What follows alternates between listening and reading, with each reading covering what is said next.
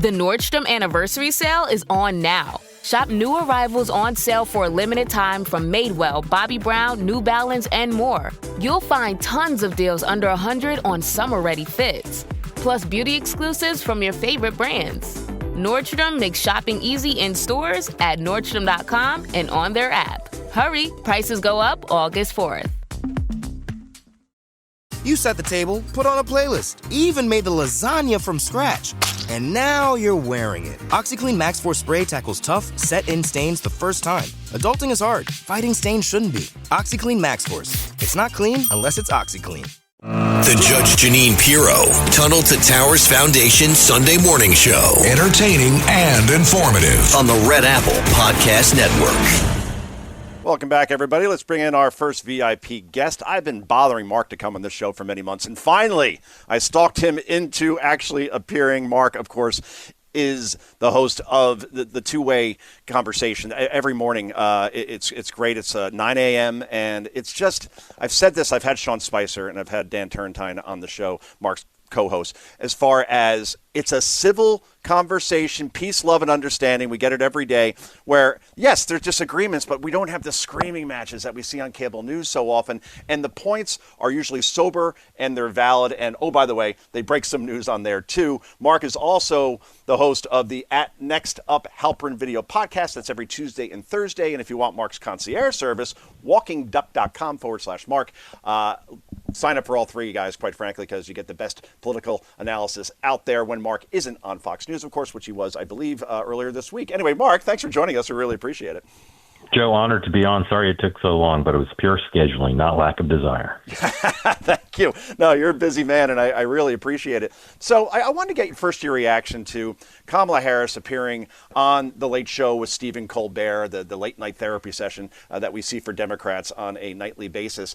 And I was just struck by the fact that even now, after all this experience she's had as a senator, as a vice president, as a two-time presidential candidate, including as the installed nominee in 2028, that when she's asked basic questions where she could just give a pretty simple response, she has trouble in that department outside of a teleprompter. Let's play cut 9 here, guys. Go. You're not running for office right now. Yeah. You're stepping away from that life right now.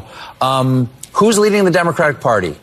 I'm just curious. There are lots of leaders. And there's generally a leader of the Democratic Party. You know, like, oh, that's the leader of the Democratic Party. Who comes to mind? I think there are a lot of, I'm not going to go through names because then I'm going to leave somebody out and then I'm going to hear about it. So she couldn't name a leader. I mean, maybe that's a tougher question than I'm giving it credit for, Mark, because who really is the leader of the Democratic Party right now? And why couldn't Kamala Harris just say, well, I believe I'm the leader as it stands as the Democratic nominee in 2024? Yeah, Joe, I'm reminded of what Bill Clinton famously once said about Mitt Romney, who also was a little bit verbally challenged on the public stage. He said, that is a very nice man, but he should not have a job that requires him to speak in public. And I think that's true of her. I mean, she's so self-conscious and she doesn't want to offend anyone. And that question is right in the wheelhouse of her problem, which is she wants to be liked. She knows that if she says the wrong thing, it can create controversy. And so she tries to say nothing. And that leads to word salad. It leads to evasions. It is not an easy question to answer because the correct answer is our party's screwed and we don't have a leader right now. But that's obviously not a politically possible answer for her to give. But it's more, you know, that whole appearance, like it's politics 101. You go on a show, you want to drive a message. You want to have a soundbite that you're kind of trying to feature. I watched the whole thing. I still don't really know what her point was except to raise awareness for her book coming in 6 weeks. And I saw in the morning meeting this week, Mark, how Dan Turrentine was pretty much floored about the fact that here you have the 2024 Democratic nominee, Kamala Harris, big name brand recognition, especially in California, her home state. And she announces, after many, many weeks of people saying, yeah, we think she's going to jump in and go for governor of California. And she says, no, I decided this time I don't want to because I don't want to jump back into the system. That didn't get many headlines at all. And it's just, I'm just curious. Is she, and I wrote about this for the Washington Examiner, so I guess I'll give you my opinion first, and then I'd love to get your perspective. I don't think she runs for public office ever again. I think that Democrats tried running Adlai Stevenson twice, 52-56.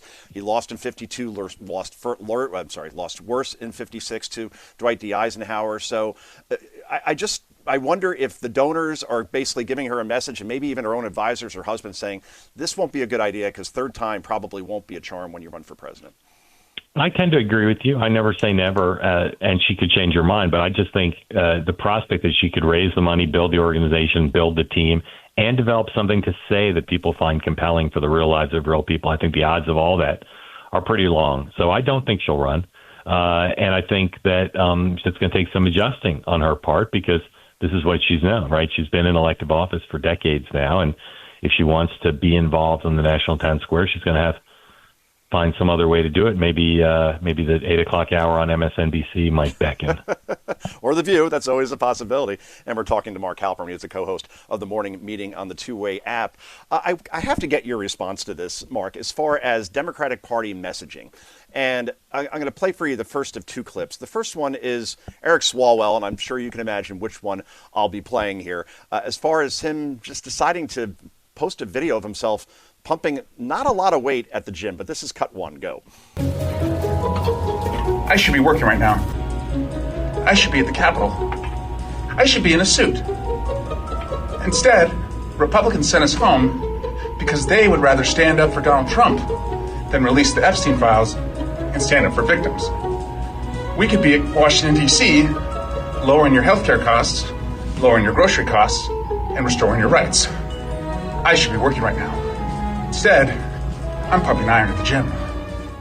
So the question is, Mark, is social media a net negative for Democrats at this point? Because they seem to be operating their own silos, doing these videos that go viral for all the wrong reasons. And I think it may be contributing to the reason why they're polling, for instance, in Quinnipiac at 19% approval right now.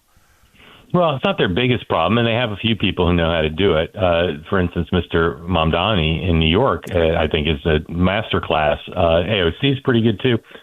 And there aren't tons of Republicans who are good at it. There are some. It's a mystery, even for professionals and who specialize there. And how do they what works? And it's not just about going viral. I think people overemphasize that. It's about the daily drumbeat, maybe multiple times a day, where you're producing content that people really like. It's a big challenge. And again, you're right that Democrats aren't particularly good at it, but very few people are very good at it, I think. That's a great point. We're talking to Mark Halperin. I want to turn to the 2026 midterms, Mark. And, people, and it's a sound analysis, except then I'll give the exception, which always defied logic. If the economy is going well and Trump's tariff gamble, and it's a big gamble, if that ends up paying off, and for instance, we saw earlier this week, a GDP, instead of being negative and going to recession that so many experts had predicted, is actually at 3%. We're seeing inflation still sitting below 3% when it was above 9% under Biden. Job report, not great, but not bad either. We're still around 4% unemployment, which is basically almost as low as it gets. And obviously border crossings down to 0. So a lot of good things happening in terms of Trump, and maybe the economy will continue to do better as we go into 2026. But maybe it isn't the economy, Mark, right? Because in 2022, Joe Biden presided over a horrible economy, and still somehow, yes, Republicans took back the House, but it wasn't a red wave, it was a red ripple, and then they still couldn't take back the Senate. So even if the economy is going well, do Democrats, because they don't have to gain too many seats in the House, maybe 3, I believe it is, they only have to do well enough in order for us to have House Speaker Hakeem Jeffries and then impeachment in perpetuity after that? Yeah, look, they're going to be, barring some massive change in the terrain, there's going to be very few seats in play. The best thing Democrats have going for them is history, because it's rare that the president's party picks up seats in the House in an off year, in a midterm. And they also have going for them some aspects of the Trump record, including some parts of the big reconciliation bill that passed that aren't popular right now. On the other hand, Republicans are raising more money, and the White House is as aggressive a second-term White House as I've ever seen politically. Yeah. So I would say right now, anybody who tells you who's going to win the House majority is lying to you, because it's unknowable. But the Republicans have more reasons to be optimistic than the party in the White House typically would in this situation. And we're talking to Mark Halperin. He is the host of the Next Up Halperin video podcast Tuesdays and Thursdays. Do tune in. Where do you see, Mark, and this is one of the most, it's as clear as mud as far as the impact that the Epstein controversy will ultimately have on Trump, especially as it pertains to the midterms. My colleague Britt Hume put it best. He says, conspiracies are two things. Rarely are they true, and rarely do they go away completely. And that appears to be the case here. So is there anything Trump could do as far as Epstein to quell the criticism from the right? And will this ultimately, because the news cycle moves so quickly with so many different things happening, does this thing eventually get swept away relatively, or will this continue to hound him up until the midterms and then up to the 2028 election when J.D. Vance or Marco Rubio, whoever the Republican nominee is? I think that's unknowable, too, and it will largely depend on what the facts are. In other words, there's strong reason to believe that there's something we don't know, maybe some things we don't know. And I largely keying off Donald Trump's body language. The way he deals with this story is different than he deals with most things. And I don't know what the reason for that is, but it could be that there's more to know about his connections to Jeffrey Epstein. Maybe not illegal, maybe not even inappropriate by everybody's standards, but certainly something that, for whatever reason, he's not eager to have come forward. I'm also curious why he doesn't seem to have appointed anyone to take some of the heat off of him and to speak fully about the facts of the matter. So will this sustain? I suspect it will on some level. I think Britt's right, but I don't know that it's about conspiracy so much as silence. It's the rule in politics, just like it is in sales, always under-promise and over-deliver. And I think here, especially Pam Bondi, the Attorney General, probably over-promised on this one. And if they just quelled expectations, saying we're going to take a good look at this and we'll release everything we see, instead of putting out files to influencers on social media and talking about a list on her desk as Bondi did, I think that didn't do the administration any favors. Anyway, Mark, they're telling us that we're out of time, but we'll really appreciate it once again, you coming on. And again, everybody, watch The Morning Meeting on the Two-Way app. It is just an incredible show. 9 a.m. with Sean Spicer, Dan Turntine, and the aforementioned Mark Halperin. Enjoy the rest of your weekend, sir. Joe, thank you, Joe. Great. Thank you, Mark. And we'll be back with the Judge Jeanine Tunnel for Towers Sunday morning show with David Bozell, the president of the Media Research Center. That's our next guest. Please do stick around. The Judge Jeanine Pirro Tunnel to Towers Foundation Sunday morning show on the Red Apple Podcast Network.